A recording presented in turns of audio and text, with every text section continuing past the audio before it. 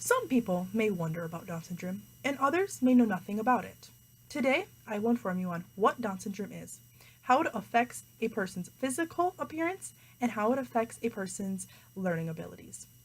Down syndrome affects many people in all kinds of different aspects.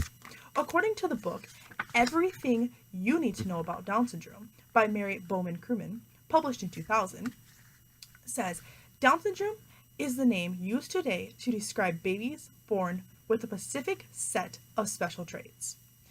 The syndrome is named after Dr. John Langdon Down, a British doctor who first identified the condition in 1866. Most babies are born with 23 chromosomes from each parent. A Down syndrome baby is born with an extra 21st chromosome. There are 3 different kinds of Down syndrome. The first one is trisomy 21, which is when a baby is born with an entire extra chromosome of the 21st in all cells. This is the most common. The second one is translocation. It only appears in about 4% of all cases. It's when the extra 21st chromosome material takes the place of part of another chromosome. And the third one is mosaicism, about 1% of cases, and it is an extra whole chromosome, but only in some of the cells.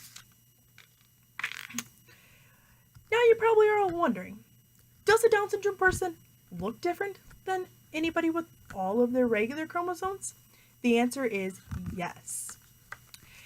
According to the book, Everything You Need to Know About Down Syndrome by Mary Bowman Crewman, published in 2000, it is said that a baby that was born with Down syndrome may have eyes that slant upwards and outwards. They would have narrow eye slits. Their face seems to be a little flattened. Small head compared to their body size. They have broad feet with little short toes. And their ears are small and they are set low on their head. They have small arms and short legs compared to their body length. They have a small mouth, inside and outside, and that would be the cause of sometimes why Down syndrome kids let their tongues hang out of their mouths. And they have a very poor muscle tone. Another one that comes very interesting to me about Down syndrome is, according to the 2017 article, an exploratory study of the association between physical activity, cardiovascular fitness, and body size in children with Down syndrome by Shields, Huxley, Murphy, Gormley, and Hoey, says over 70% of adults with Down syndrome are overweight or obese.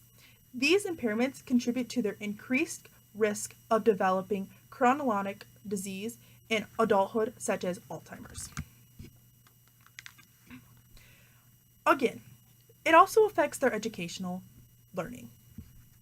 They tend to be extremely slow learners, and they definitely score lower on any standardized test. Some Down syndrome kids struggle more than other Down syndrome kids in school.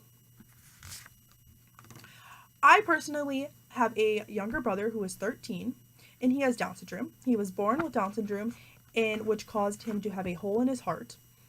And he has been through 5 different surgeries. He had one at 6 months, 2.5 months, and he had 3 in the last year.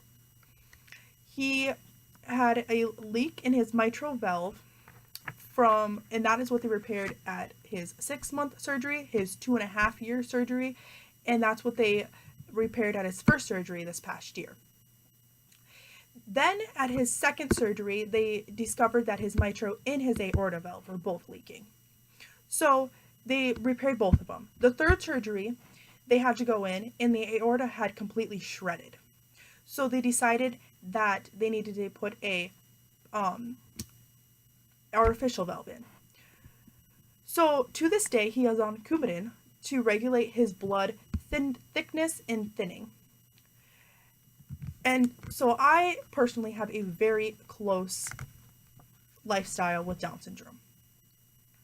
So if you know somebody with Down syndrome, don't treat them any different than you would anyone else, because they want the exact same thing anyone would want, to be accepted.